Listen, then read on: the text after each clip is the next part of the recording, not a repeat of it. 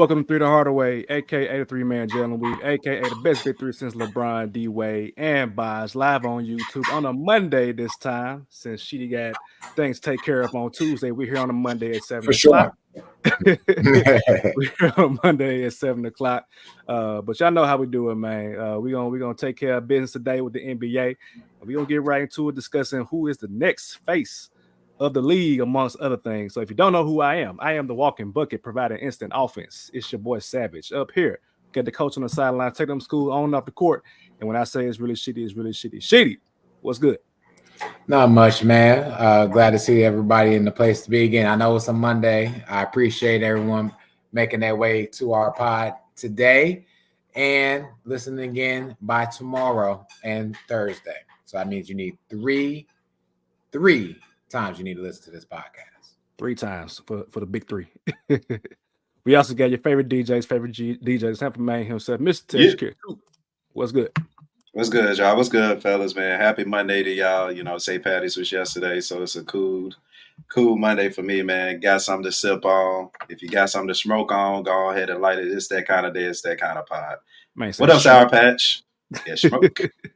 What up, Candy? Candy already in the comments. We early, Candy. What up, Sour Patch? It was for 7:15, but we here at 7:08 by my time. So y'all know how it is, man. NBA trivia too. What you got today? What we got? I'm ready. You ready, man? Your boy Halliburton, bro. At one point, he was averaging 11.7 assists per game. Ooh. He's kind of died down a little bit, but he's still at 11.2, which is leading the NBA. So this is a two-parter, real quick. This is a two-part question. Question number 1, which I guess in a way has 2 questions in itself. Who averaged the most assists per game in a season, and how much, and how many in a season? Mm-hmm.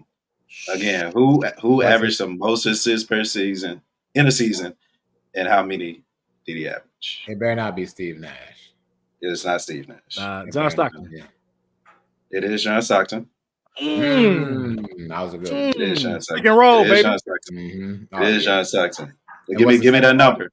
Give me the number. How many did he average? 13.7. Dang, I was saying 14. She is the closest.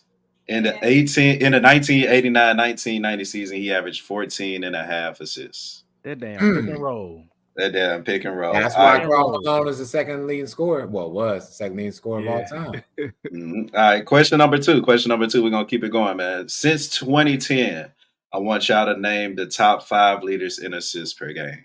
Since 2010. Since 2010, we give you a couple minutes. Westbrook was one of them. Yep. James Harden. James Harden was not in the top 5. Not in the top 5. Chris Paul was one. Yep. Okay. LeBron. 2010, yeah, LeBron. Damn. Joker? Not per season. Damn. Trae Young? Nope. Damn. 2010. Okay. Right. Sorry, we're going through the team. So it'll really be. I got the top 4 right now, so it'll be top 4, but still nah. Okay. Who we got so far? Y'all got Russ and y'all got Chris Paul. Russ and Chris Paul. Okay. Mm-hmm. You named them early in the pod, to be honest with you. Steve Nash? Oh, Stockton? Nash. Mm-hmm. Oh, Nash. Nash. What? I say 2010. All right, Nash. Yep. And this guy averaged the last one. He averaged the highest amount of assists twice. So he has a record after Stockton. Who was a Hall of Fame point guard? Right. He's not Hall of Fame. He's not Hall of Fame. Rondo. There we go. There we go. Should be. I'm on point today, man. I'm on point. Literally. So, all right. So, again, there you go. Good shit, Savage. All right. So, again, since 2010, Russ's highest average was 11.7 2021 season. Rondo did it twice, 11.7, 15 and 16, and 11 and 12. Steve Nash did it twice once with 11.6. 2007 season, Chris Paul 11.6 as well, 2008 season, and again Nash 11.3 in the 2010-2011 season. So good job, fellas. Thank you. Under 2 minutes. Under 2 minutes. I'm on point, man. I'm on point. All right, real quick about Rondo. Rondo is a 2-time NBA champion, 4-time All-Star, 1-time All-NBA third team, 2-time All-Defensive first team, 2-time All-Defensive second team, 3 times assist leader in the NBA, 1-time steal leader. I mean, hey, Hall of Fame. The assistant should be enough. Should be enough for man, he's look, done. I'm Yeah, saying because he was a vital part of that Boston and the LA team that won championship. So hey, and he had a fan club too. It was like Rondo was the best point guard in the league for like a few years. I remember that. So I remember that. Yeah, shout out to Rondo. I remember that. All right, so we can get right into it, man. Talk about one of the best point guards to play back in the day. Now we're talking about what's going on right now with the next face of the league, man. So this topic kind of came to mind for me. One, because LeBron's getting old. He'll be 40 years old in the next couple of years. Steph Curry just turned 36 the other day, and I was like, damn, Steph Curry is 36 years old. I remember when bro was in college at Davidson, and now he got 4 kids, about to have 4 kids now.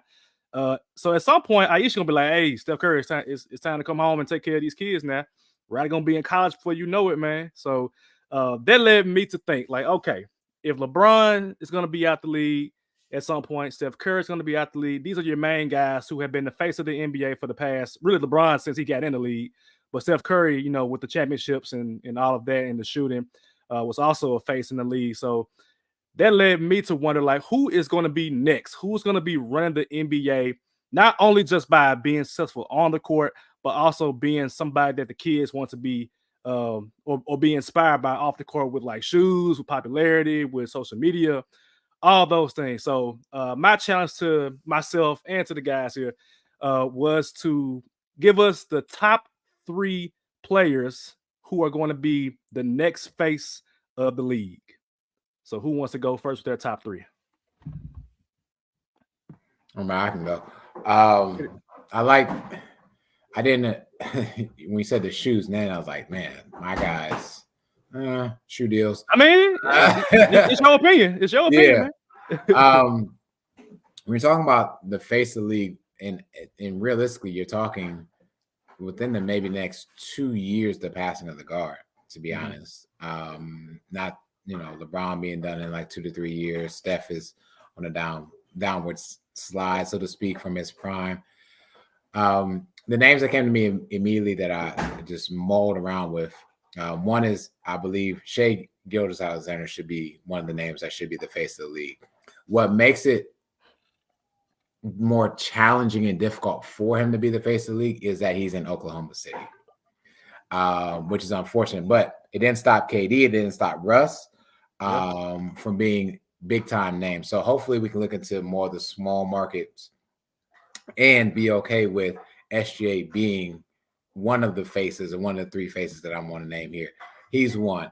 I'm going to stay out west, and I think another player who has garnished a lot since he's come into the league, and even before he got into the league, is Luka.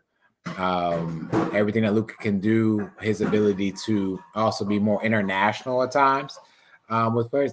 But actually, my first 2 are both international because SGA is from Canada, by the way. But then because his shoes, I'm like, oh. But there's nothing against Luka, but how he plays, how he interacts as well with social media in regards like doing stuff off his head, warm up stuff like that. He's very friendly, so to speak, towards the crowd. Excuse me. And until further notice, I don't think Dallas is getting rid of him anytime soon. And I think he's got a lot of more years to go, a lot more competitive years to go, even though he started this thing back with 15, I believe, with going against the likes of OKC with Russell Westbrook. The other name I want to throw out there as my 3rd, and I mean, hopefully he gets to hang a banner one day soon, is Tatum. There's nothing you can really say about Jason Tatum on or off the court. Let's start with off the court. You've seen him with how he interacts with Bradley Beal and other players, with their sons, kids, Devin Booker's as well. I'm not saying he's the face of the league at all, but I think Tatum needs more recognition as the face of the league. I think what hurts him is he's only been able to make the finals and East Conference finals with the finals, and it's kind of like a wash, like we kind of like forgot about him. However, when you talk about the East and the dominance that he's had over the years and how he can still dominate even after this, I got to put Jason Tatum up there as well. So again, SGA, Luka, and Tatum are my 3 for the foreseeable future. It's hard to really narrow down to 3 though. Real quick, y'all know me. I got a weird way of just thinking into like the future. So Savage, when you asked this, that's definitely easily where my mind went. I want to ask you to go after Sheedy. I want to ask you to go because I want to see Okay. if I took, I want to see how far my approach went. Okay. Because I've watched a few videos of this topic and no one said one of the answers. And I just want to see where you go. Okay. But I'm pretty sure that I probably didn't answer that the way you think that. Okay, I got you. So I'll go. And I'm gonna go in, I guess, ascending order. So 3, 2, and 1. Number 3, Sheedy, I actually am in lockstep with you about SGA. I think that with the playoff success this year that SGA should have, and I'm expecting him to have, I think we're gonna see his popularity, grow even more. He's already got the fashion game down. He's already got like the social media game is developing as far as his like captions being like rap lyrics, his own, I guess, rap lyrics. I guess I don't know. But overall, his game is like it's an aesthetically pleasing game. I've called him like a mini Paul George to where he plays offense and defense in a very smooth way. Of course, he's a foul merchant at times, but I mean, hey, James Harden did it and won an MVP. He's gotten far with doing that. He's a Hall of Fame player playing that way. And SGA is definitely that sort of player to where he's in the mid range. He's clutch. He's the defensive monster. And so I think that, with this year's success in the playoffs, that'll bode well for him to be a face in the league going forward. Number 2, this is where I got Ja. I think that Ja is going to be on a redemption tour starting this upcoming year. He wants it. He has a hot shoe. He has the aesthetics of like the dreadlocks with the colors in them. Every kid wants to be like him. He has a swagger that players tend to play with now in terms of like the young players, talking trash, making athletic moves. Ja Morant, I truly believe that Ja Morant will be in the dunk contest next year. I think he needs that to repair his image. And I think that if he does it, hopefully when he does it, we're going to see him, take that next step into a complete reparation of his image.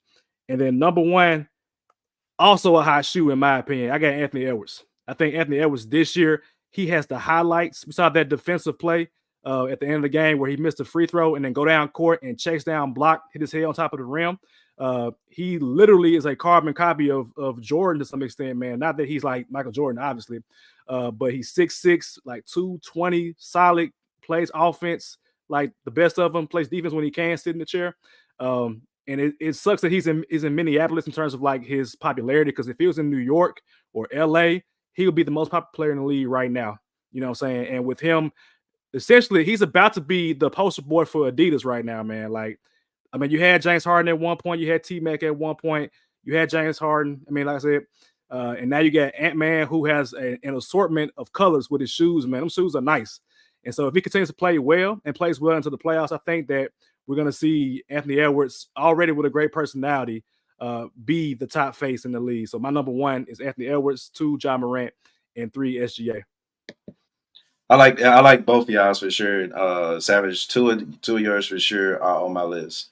Everything we talk about, Anthony Edwards or any superstar, face of the league, we think of who we want to see on the court, like who we down to see, like even growing up, faces of the league, Kobe, AI, Shaq. You know what I'm saying? They had that it factor about them that just draws people to watch them. And Anthony Edwards is definitely one of them. Like he's been in movies already. And they only gonna come. I only hope he get out of Minnesota because that's only gonna help with the superstardom. He already got the mentality that I'm the best in the game anyway. So hey, one day he could be. So why not? He can easily be one of the faces of the league. And we say faces of the league because I'm not sure if it can be just one face of the league. It could be, but I think where we are now, everybody likes something different. So I think we got to kind of cater to those. But as far as like entertainment factor, Ant-Man got it, Ja Morant got it. I think we still like, even when I was taking it back to when I was doing my thing with the IBL, every kid, 90% of those kids had Ja Morant shoes on. Like it was mind blowing to see. And I'm talking just still out here. So you talk about the impact that he's already had, for one, on the culture and on the kids. For two, you get a redemption factor that's going to carry on for the rest of his career. Of course, it's going to take the media and people like us to have his back and, continue to call a spade, because we saw what they did to Allen Iverson. So, and which was one of the faces, if not the face of the league, especially of the 2000, early 2000s. So that can easily happen for Ja Morant. I'm happy that the NBA was able to sit him down early, say, "Nah, this not we not gonna do. I told you the stove was hot. Don't touch that motherfucker again. Don't touch the stove again." So I'm happy we got him now. Savage, I'm hoping everything you said about him being in the dunk contest is true. I definitely hope that we see him in the dunk contest. Great redemption art. Whether he win it or not, just give the fans something. Just give us something. But my third one, is an interesting one that I really, really thought about. It creates just a bigger storyline, I say, for the better part of maybe at least 5 to 10 years. And that player, to me, is not even in the league yet. I'm not talking about Bronny James. Again, I'm talking about his brother Bryce. If y'all look, he already got the height. He already is the better shooter. He got the skill on point. And he's hungrier because nobody's really talking about him. But if you consider what he can do on the court and come in and say, let's say Bryce come in and win Rookie of the Year, if Bronny don't, that's a storyline in itself. So now that's going to continue to carry on at least for the next 5 to 10 years. And when you talk about a face of the league, why couldn't it be one of LeBron James' sons? So I'm willing to say Bryce James right now. What y'all feel about that? So I've been on record like for many years now, probably like 2 or 3 years, that I think that Bryce is going to be a better player than Bronny. If you look at Bryce, I say about a year ago, he was playing like with Sierra Canyon here in Memphis, and you could tell he was just young, but he made some like amazing plays. Like he had like a reverse layup or something that happened, and I was just like, golly, he's like a freshman or sophomore, whatever he was. And Bronny, of course, Bronny looked good, and obviously it didn't work out as well this year for USC.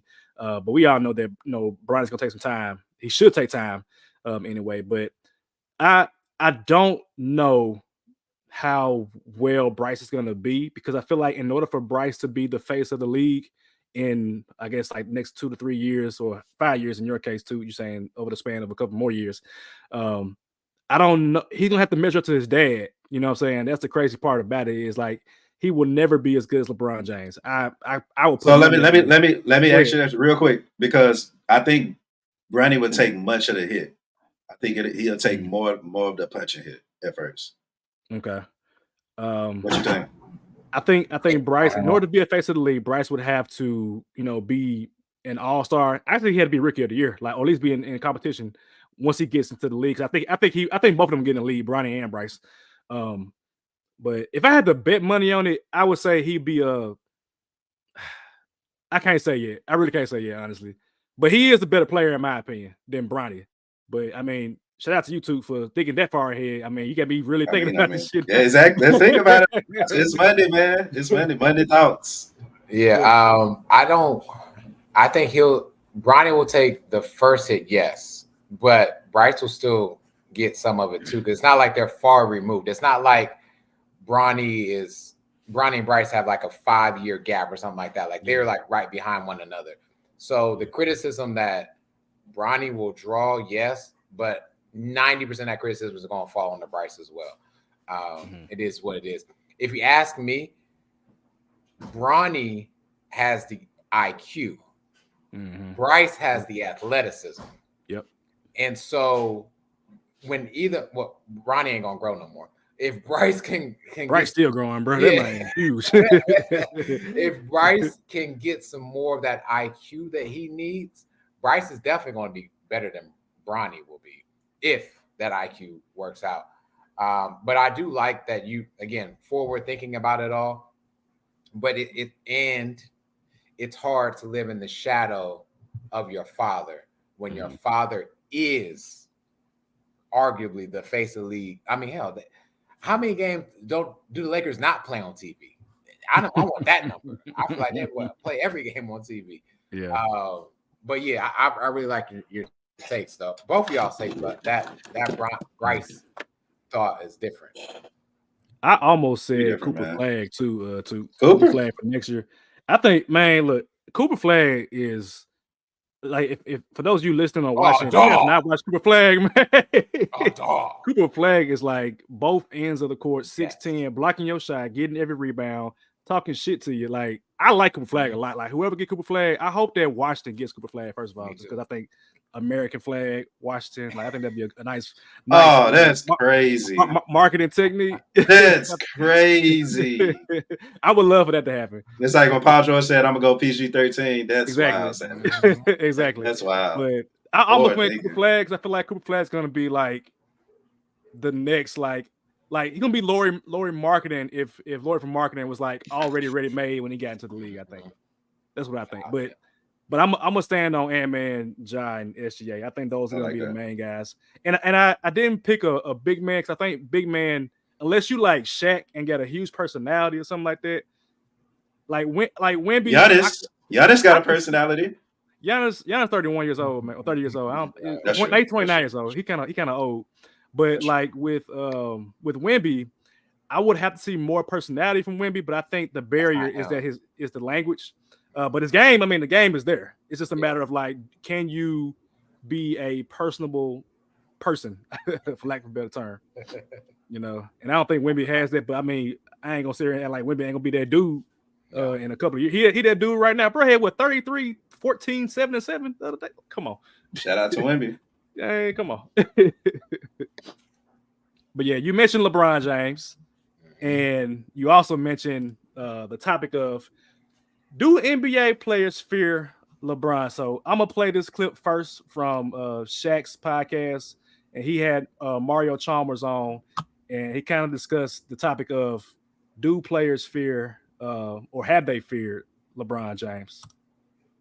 Heard any players say they fear LeBron? And you know, I got killed for that. Why is that? You're not gonna get killed here. I'm just saying. When I first said that, people killed me for that. I'm with you. I didn't think players really feared LeBron like they did Jordan. I never heard anybody say it.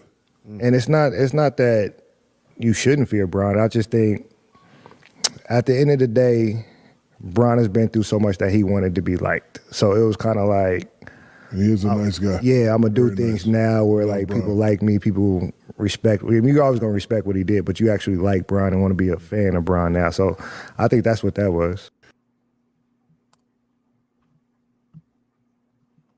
So they had Jimmy. I know you had some thoughts about it first. I'll let you slide in your thoughts. Yeah, for sure, bro. I loved everything that they said because I think everything that they said is probably the reason why you're not a Lakers fan. You know, just to be honest, and it's all because we've all said that LeBron lacked that quote unquote killer instinct, right? And what I've grown up, killer instinct was, give me the ball, get the hell out the way. I'm finna go win us the game. Either win or lose, it's gonna be on me. And we saw that with Kobe with the Mamba mentality. He got that from the Jordans of the world. Those are the killers that we see, right? And so when we think about LeBron being in the finals, yes, he's been in a lot of great moments, but we've also seen him lose in a lot of great moments too, to the point where now, are you really that dude? We didn't have to question Kobe being that dude. We didn't have to question Jordan being that dude, which is why the debate Jordan versus LeBron should stop there. When you talk about LeBron losing to the Mavericks, that's embarrassing in itself. When you know what I'm saying, when you talk about him, you know, even losing to the Spurs or even getting saved by Ray Allen, not LeBron that saved his career, but it was Ray Allen in that Jesus shot from the corner, literal Jesus Shuttlesworth shot in the corner that saved the Eagles. So when you talk about even him going against the Warriors, he could have put a better front up and said, hey, I'm finna go and kill y'all. Even though y'all stacked, let's get it. We can remember he took the other way and said, nah, and you know, they stacked. We just gonna see what can happen. Am I lying? So when you talk about a killer, it's like, nah, I'm finna kill you every game. We saw that with the Heat when he went against the Celtics, when he went against OKC. That's probably the most killer LeBron that we've seen. Everything else is without it is IQ. Is I'm gonna make sure everybody's involved. I'm going to make sure AD going. I'm going to make sure everybody's good. You know what I'm saying? And I don't think you can call that necessarily a killer. And then everything we just heard of saying off the court, he wants to be loved. Kobe didn't want to be loved. Jordan didn't care about being loved. He just wanted to hoop and win. Can we really say the same thing about LeBron? So that's my definition, vocab of the word for definition for killer. What are y'all thoughts on it?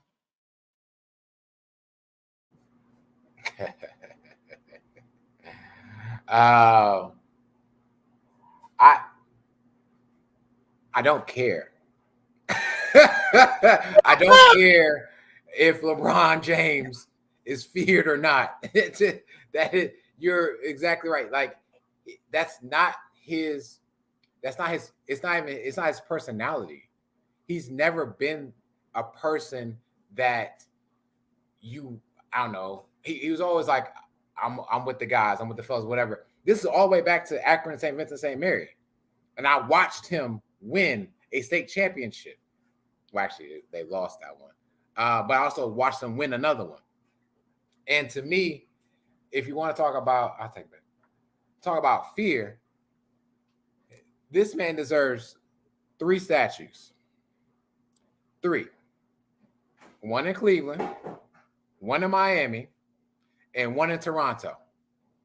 Because the Toronto Raptors definitely fear LeBron. I was not expecting Toronto. They should retire 23 too, just like the Heat did Jordan. Just like the Heat did Jordan. That's crazy, yo. To. Because the Raptors didn't want to see in the playoffs. Wow. You know? Turn the 0-2 into a 0-3. Yo, that's so funny. That's funny, bro. But to be honest, I think I understand why we have this conversation. I get it. I do not.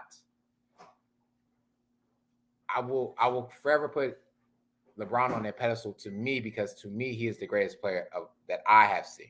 That includes on and off the court as well.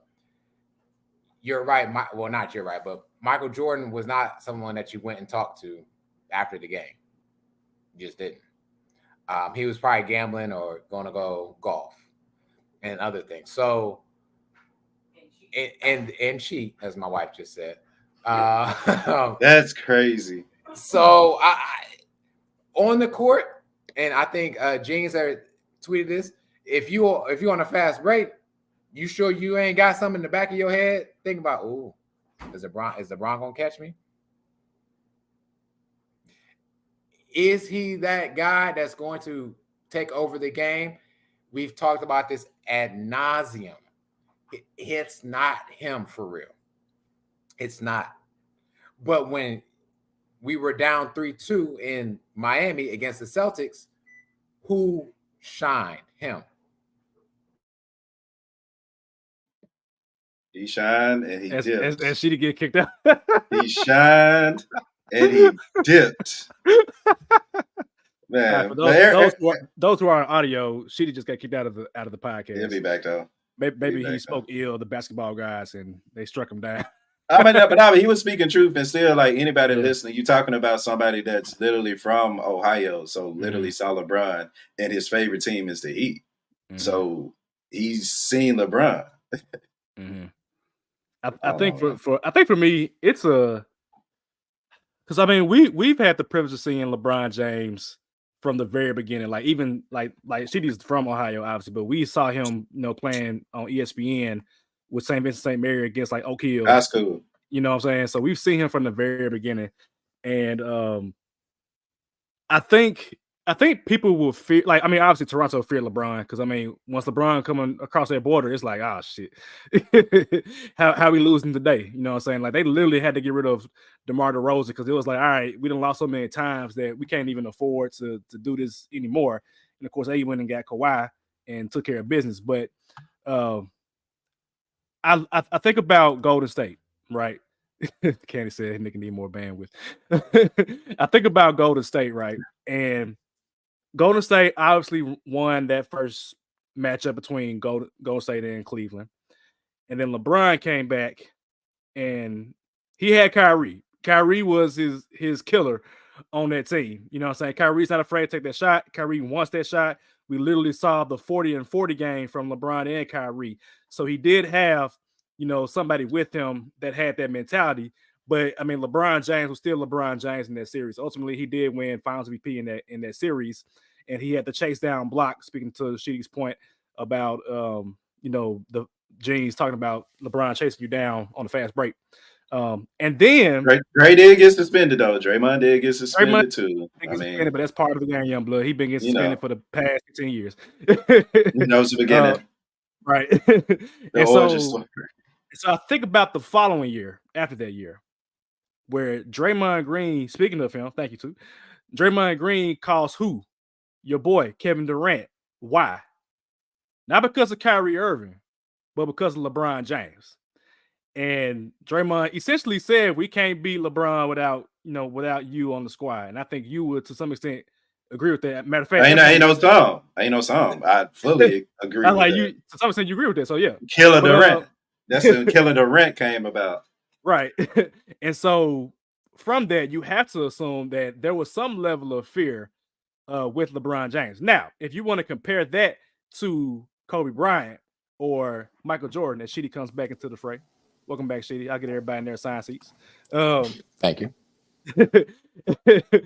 But to go back to the Jordan and Kobe comparison, I don't know if teams innately feared Kobe.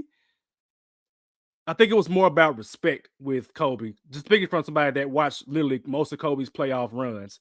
The West was deep as hell during Kobe's prime, man. You had Mavericks, you had Suns, you had Nuggets, you had Spurs, you had Rockets, you had OKC when they first started up.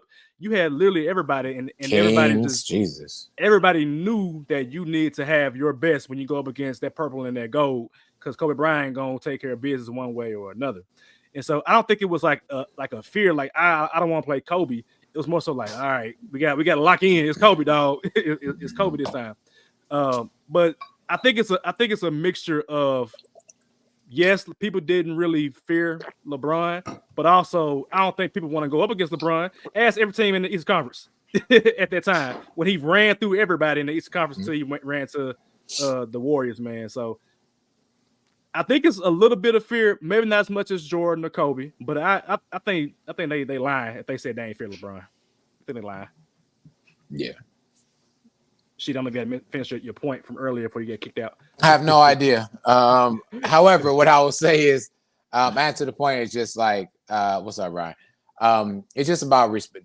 To what you're saying, it's all about respect. At the end of the day, Jordan, Kobe, Bron, Shaq, others, are they the most respected? Yes, probably the most respected. But fear nowadays does not exist to a lot of these players. They don't care. They don't fear nothing. You can go to some Memphis school right now, and they'll tell you they don't fear nobody. You can go to a Phoenix school right now, blacks, of course, and they'll tell you they don't fear nobody. Okay? It's literally the mentality that these kids have nowadays that they don't care. Legitimately don't care. Now, if we're talking athletes, again, back to fear and respect, I could care less. Enjoy what we have. And I'll leave it at that, man. I'm not going to say too much more. Like I said, LeBron is deserving of his 3 statues in those 3 places that I did describe earlier. If you don't know, hit rewind and then come on back to this moment right here. So we're not giving LeBron a LA statue. Got it. That's all I heard. No, and I'll say, like, I don't care if LeBron wins another championship for them, even 2 championships. I do not believe that he deserves a Lakers statue because of the Lakers' history and of the people that are statues already outside of LA. I do not believe that. No. If LeBron wins 2 more in LA, I think he does deserve a statue. Because if you think about before LeBron got there, the last time they won the championship, it was when Kobe played. 2011. So the last one was in a bubble. If he wins 2 more, I think we can have that conversation. And hopefully they spell everything right on his. You spell check. Would Anthony Davis get one too? They can have one together. They can have one together.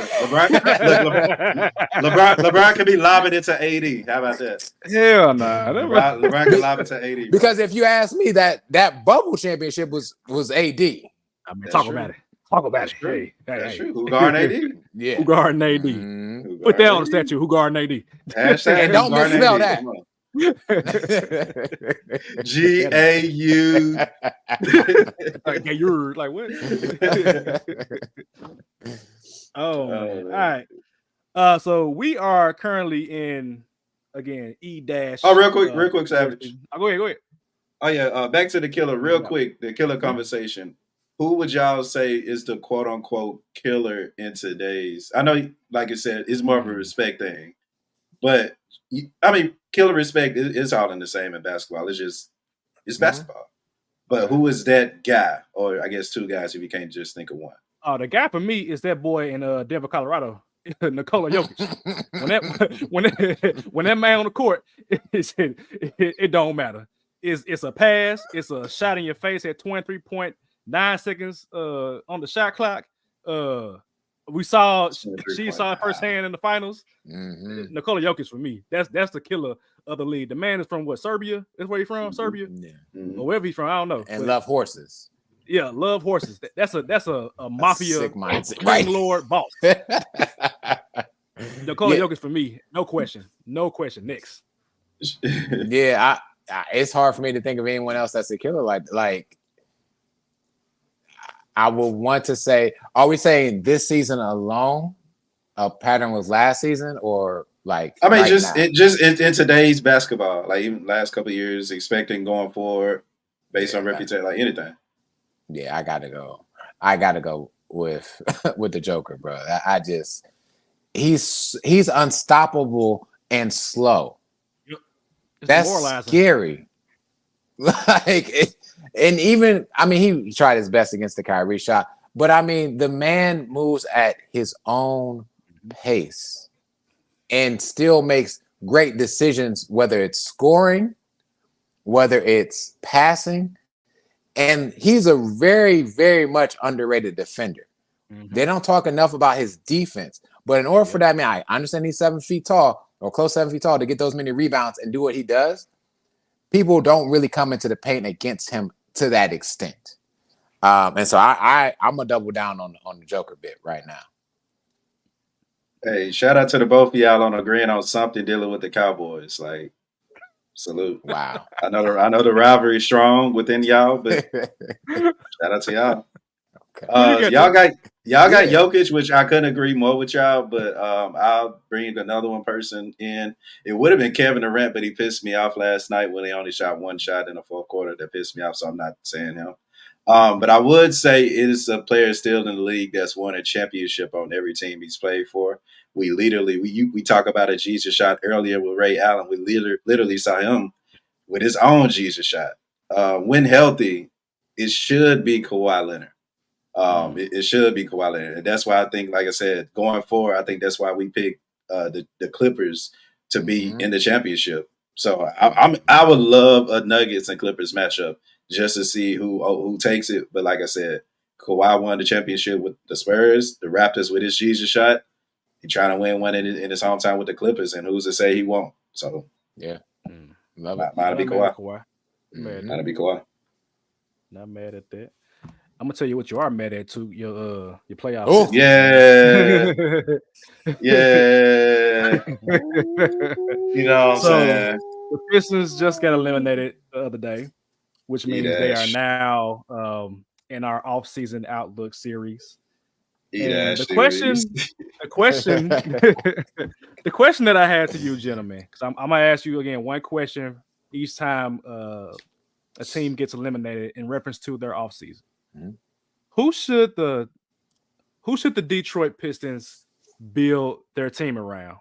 Right now, next year, Cade will be in his 4th year. He's played well this year. I mean, he's been frustrated with like the production of the team, obviously, but he's played well. He has all-star numbers. Like I think it's like 23, 7, and 6, something like that. So he's playing well. Along with Duren. Shout out to Duren, University of Memphis. Duren's playing well too. He's averaging a double-double right now. looking real Ben Wallace-esque right now, aside from the block shots. He ain't like that many shots. But I want to know, who do y'all think the Detroit Pistons should build around? Should they continue to push through with Cade? Or do you transition to more of what they're typically used to, I think, in the past, where it's like it's more team-oriented? Like when they had Chauncey and Rip and Rasheed Wallace and Ben Wallace and Tayshaun Prince, it wasn't really like we got a legitimate MVP caliber player, but instead we have a team-focused situation, which I think Monty Williams might lean towards. And shout out to him because he kept his job throughout that 27-game losing streak. I thought it was a wrap, to be honest, but they playing better now. But do y'all think that they should focus on, Cade, or going in a different direction going forward? Because I think at some point he might be like, look, give me the help out of here. Yeah, I'll take a stab at this one, and y'all can start with the Blazers one. But to me, and I like the way you phrase that at the end, like, do you build around the team? I would see what is a market for Cade Cunningham if there is one, to be honest. He's not moving the needle for you when he's healthy. Wasn't moving the needle when he wasn't healthy. I love Duren's ability to get rebounds, put up points when necessary. They can really put together something better if they get somebody from Kentucky. Won't say any names. Better than what they're getting out of Cade Cunningham. Possibly.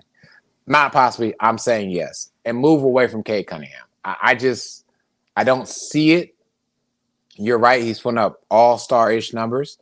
But how many of those all-star numbers are, to the point that we've made before, are empty calories when they're already down by so many points, and Cade Cunningham is still in the ball game and still trying to make some type of impact down 20 or 30 points. When I see Jalen Duren, when I turn on the Pistons, I'm seeing Jalen Duren work in that post, get those rebounds, fight against those players that are a little bit bigger than him. You call him a little bit of a Ben Wallace earlier esque, so to speak, for him. I say just build a team. You can get quality talent. Evan Fournier is there, by the way, but he just got his ass clapped by the Heat last night, by the way. And so what has worked for the Pistons in all aspects of their championships, even dating back to the early 89, 80s, yeah. It's always been a team thing. Dumars, Thomas, Dennis Rodman, all those players, man. We don't talk enough about Dennis Rodman, by the way. 3 years with the Bulls, 3 championships, but that's neither here nor there, and a trip to Vegas. But do what has made the Pistons great, and that's give them a team. And I don't know what the market is for Cade Cunningham, where he can go, where he can spice up life. I don't really know, don't really care. I wouldn't just let him go. I think he has some type of value, but make a team around him. That's what Monty is. Monty is a team-oriented type of coach. And so I'm not saying Cade Cunningham is an individual. I am saying that the Pistons organization, before even Monty got there, put Cade Cunningham on a pedestal and told them, hey, here's the keys to the city. I need you to lead us not into the depths of the NBA. And that's been happening so far. So, again, team mindset over keeping Cade, it would be my idea. I think I ain't no think about it. The reason why I had the playoff Pistons thing going at the beginning of the season was because I felt that Monty Williams would help this team reach their potential. But I think that you do have to put blame for this season alone. Y'all remember growing up, we always had to coach. You had bad games and coach be like, oh, my bad. This game on me, y'all. Right? Yeah, we've had those coaches. This season, not in Memphis, not the Memphis. I'm sorry. Excuse me. I'm sorry. This is the wrong crowd for that. I'm sorry. Wrong place, wrong time, man. Yeah. God damn. Wrong place, wrong time. But damn, I lost my train of thought. What was I talking about? Goodness about the coach. The coach said my bad. The coach said my bad. This loss is on me and all those things. Yeah, like the coach on me. So when Monty, I appreciate it. Yeah, when Monty Williams, the coach is on me. So it's like the season's on Monty because he didn't know who his personnel was. And I think, of course, when you have a first-year coach, it's kind of like you don't know what to build on, but you kind of could have came better prepared, especially with the whole Jane Abbott situation. Like him coming off the bench was weird for me, especially watching the Pistons last year. That's not to say that they should have lost 27 straight, but at the same time, this team got potential, but they still, in a way, lack the talent. So I say all that to say that Cade, you can build around him, but you got to build around him with a Jalen Duren type of player who's those two right there should be your cornerstone players for the future. Now you're probably going to have a top 3, top 4 pick. You get somebody in that can help build your team around that, make a solid 3 and build for the future. But I think Cade being there, because if you look at his numbers, he's increased every single year. He missed, of course, a lot of last season, but still 22-7. That's not bad. That's not bad. And the only thing that stopped him from being an all-star was the fact that the Pistons were ass. Mm-hmm. That's it. But Monty Williams, he does need to look in the mirror in himself in this season. And the Pistons need to as well. And I think they need to go in this summer trying to find veterans. This team like veterans. You know, that's why we talk about SGA a lot on this pod. Thank God for Chris Paul. Chris Paul was able to come and say, hey, this was, how you can help be better on the court and off the court. Cade ain't never had that. Jay Navi ain't never had that. And of course, Monty can only do so much. But when you talk about the IQ is there. You know what I'm saying? The potential's there. They just got to get more talent around them. And I think they'll have the cap space and, again, the draft pick over the summer to do it.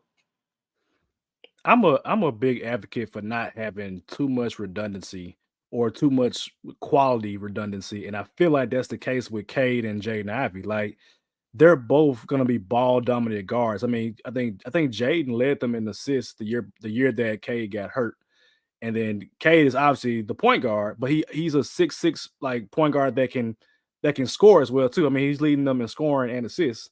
And so I think they're stunting Jaden Ivey's growth because, I mean, he's not a knockdown shooter. He's not going to knock down 40% from 3. I think it's like 31, 32 right now, which ain't bad. He can't shoot, though. I mean, say he can't shoot, though. He can shoot, but it's like he ain't my sharpshooter. That's not his. Yeah, that's not his forte. You're not making the best use of your talent by having him being off the ball. You want him on the ball. And so I think that's probably why they put him on the bench in the first place to stagger the minutes with Cade. But that ain't winning basketball. Like, you're gonna have to make a decision. Like, who is gonna be the guy that's your 6'4", 6'5", 6'6" ball dominant person, and then you got to put like pieces around that. So it's kind of similar to like how I felt about Garland and Spider Mitchell, which I still feel kind of weird about that. They've been playing well, at least in the recent weeks, but like I still feel weird about it. And I don't think it's the Hawks as well with DeJounte and Trey. So I'm consistent with that. I'm very consistent with that. And so like I feel the same way about Detroit. I think Detroit needs like you got to have like your guard, your wing, and your big man. You got your big man, in my opinion. You might have your guard in either Cade or Jaden Ivey. You need somebody on the wing who I think they'll get this year in the draft. But I think letting go of one of them, and if I had to guess what they will probably do, they probably would let go of Jaden Ivey because Jaden Ivey was already kind of disgruntled anyway. And I think he still has value right now. And I don't think you can sell to the Detroit fans, we're going to trade Cade Cunningham. I would do it and be okay with it. But like I think for them, they would keep Cade, move Jaden somewhere else, and hopefully they can get a veteran piece in there and make that person like a starter and then bring in like a small forward type player. Shooter or a slasher for Cade to kind of do a 2-man game with. But I mean, I think they just got to figure out winning, man. They got to win games, man. They've been like, I grew up on Detroit being like an annoying team, man. Like they gonna play hard, they gonna play defense in every game, man. And it's like now it's kind of sad. It's like, damn, we sacrificed the Pistons to have a tough Detroit Lions team, but damn, man, Detroit Pistons is a dope franchise. Like for them to be trash this long, it's kind of eye opening. Yeah. What it comes? They need a new GM. Yeah, maybe. Yeah. Yeah. Maybe because whatever they got right now, it ain't working, man. It ain't working. It's too much losing going on, and they brought in Monty to kind of change that culture, but 27 losses in a row, like. That ain't nah. Just nasty work. I ain't with that, man. Had me looking stupid as hell. Maybe next year. Ooh, I'm glad you didn't put that money on him. Who said I didn't? That's true. It was only $10 though. I hope. It was 100. Okay. Nah, 100. Oh no. Damn. Big money. All right. Next up, Trailblazers, man. I don't know about y'all, gentlemen. I don't care to watch Trailblazers. They are not an appealing team at all. I probably watched maybe like 2 or 3 games of them, and they just have they're one of those teams that just got random young players, and you can tell they're not really trying to win right now. Like they just like, let's just see what happens. And I know they ain't trying to win, or at least halfway develop, because they're not starting Scoot Henderson. They got Malcolm Brogdon there, who I'm assuming is playing like a mentor for Scoot Henderson, show him the ropes, be a professional, things of that nature. And Scoot Henderson himself has had a few injuries this year. He had an ankle injury early in November. He had a calf strain in recent weeks.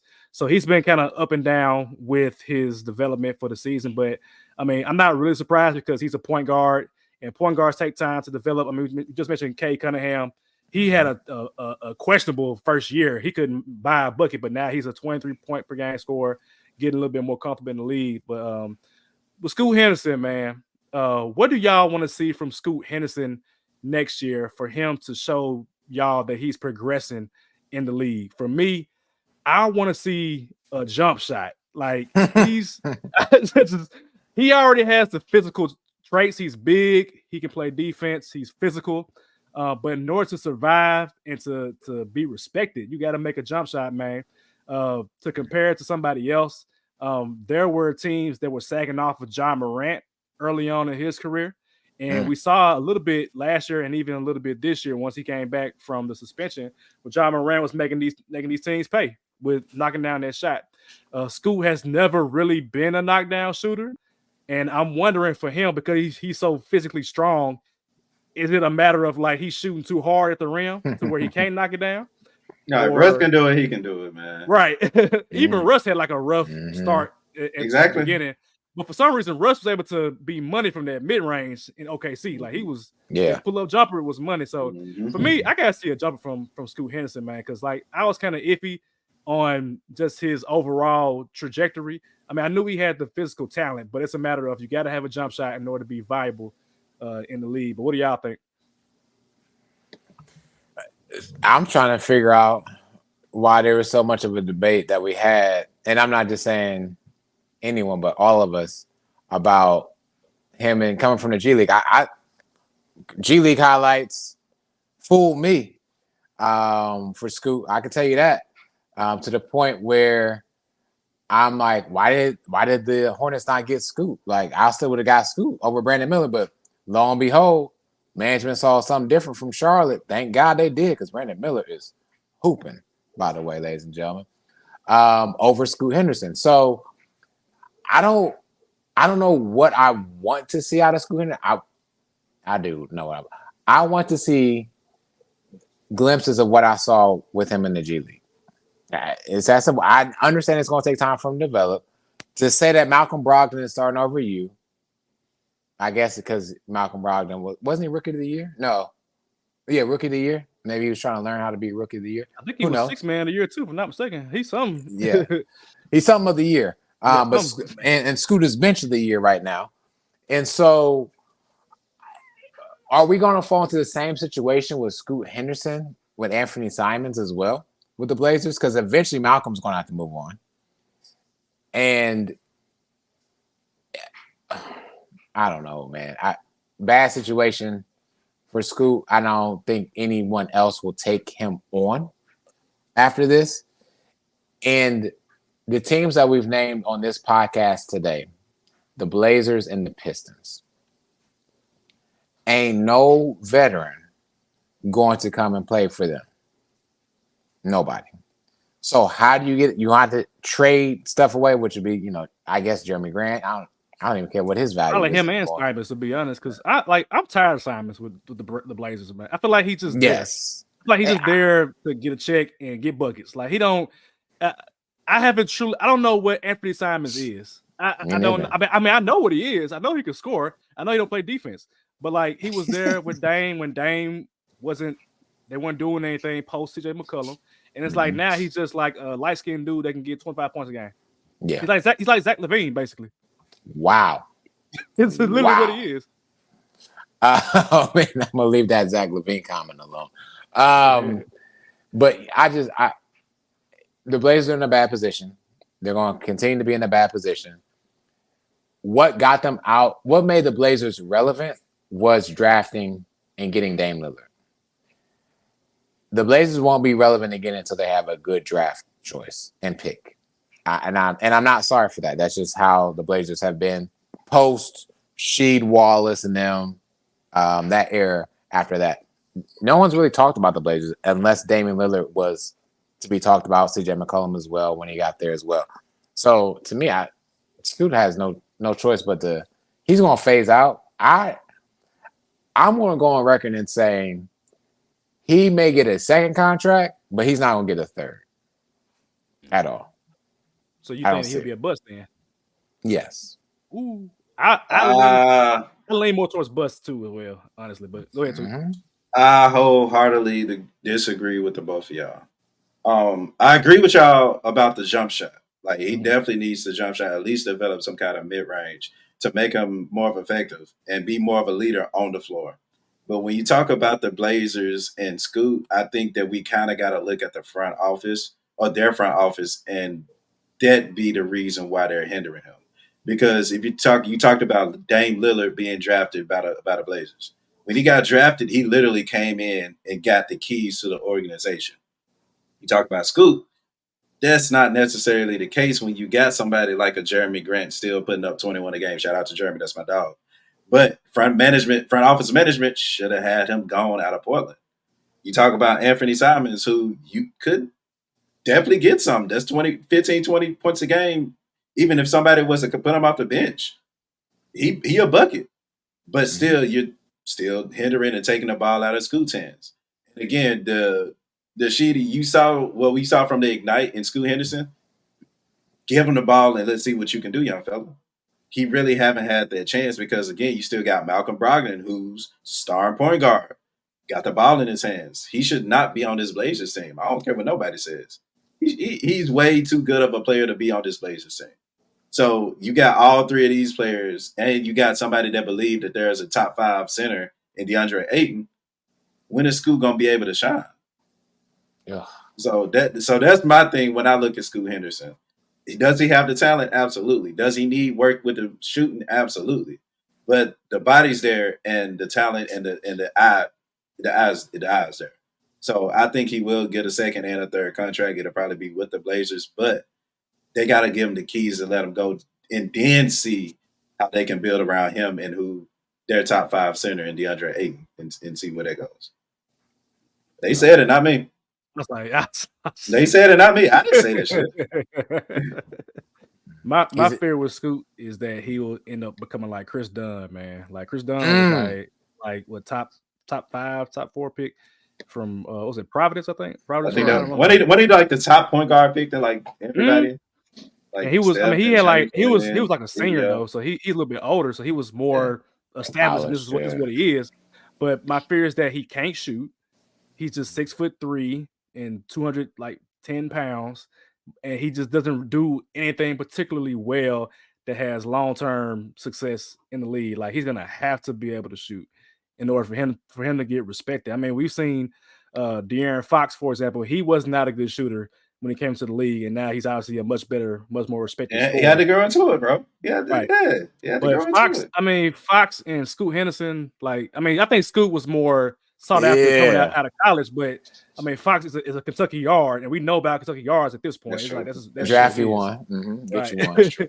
But I hate that I'm leaning towards bust because I know the rule of for you two is 3rd-year point guard, so give him some time to season.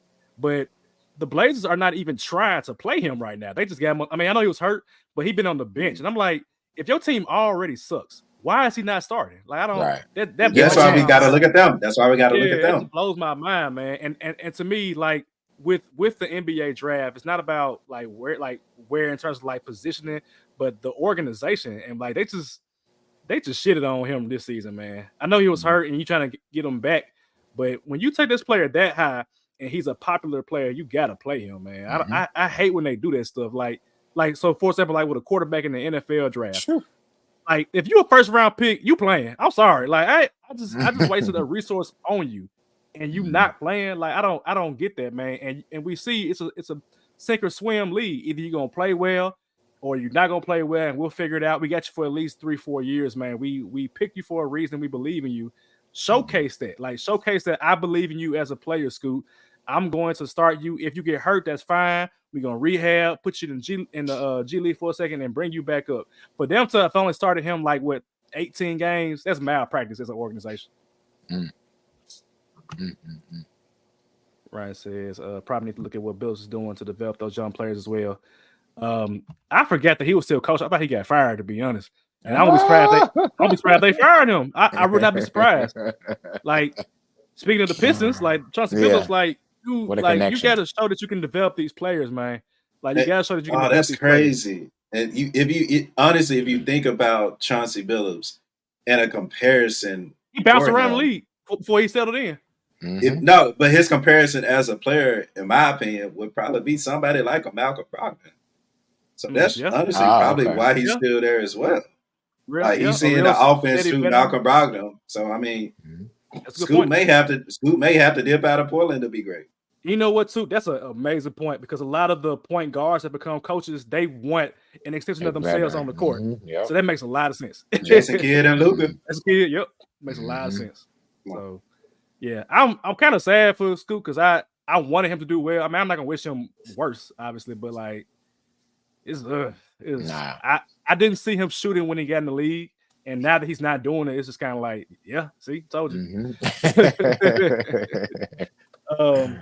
But yeah, so it looked like next up is probably gonna be at some point the Charlotte Hornets, because they got 17 wins, 51 losses. They about to get that E dash coming up, and it won't be long to. It won't be long to. That team from Memphis. It will not be long, man. Like I said, I'm gonna give you the ISO when that time comes. I'm gonna let you just say what you gotta say. I didn't go back and look at that video to see all the points you made. Can you make a clip of that? Can you make a clip? Can you make a clip of that? And we actually want to use it. I meant to ask you out there off camera, but I'm so happy you said that now. I need that clip. Because I honestly still don't know. I don't know if I want to write something or just speak from the heart when that day happened. I honestly don't know. You're gonna write stuff down and still gonna come from the heart, bro. That's true. So I might as well just come from the heart. Can't sound different though. No, you ain't sound that. You gonna see it. You gonna see it. Be here, Candy. Get you a chair. Because the whole city of Memphis was on Took ass. Yes. The whole city of Memphis, boy, viral. Like I appreciate going viral, but it's like, damn. I can get picked for a 21 game. Like, that's crazy. Yeah, folks spreading the podcast. They finna kill us. I'm like, man, he's low budget ass podcast, bro. Like, come on, bro. He dead serious, y'all. Yeah. Have my timeline in shows. For the truth. That's what the truth with a capital T will do. People don't realize that Shitty was also agreeing with Took. And left him alone. Double down. Look, in college, one of my favorite professors was Dr. David Acey. Shout out to Dr. Acey. On the board, he'd write a T and circle that mother, capital T. With the truth. Truth. Shout out to Dr. Acey, man. Dr. Acey, wow. Shout out to Dr. Acey, man. That's the guy, man. Oh, man. All right, man. So what's the day? Today is March 18th. We are closer and closer to the playoffs, man. So, like I said, we're going to see things shaping out. The West looks like it's pretty much locked in because Houston's on the outside looking in. And I'm going to end the podcast right here and say this.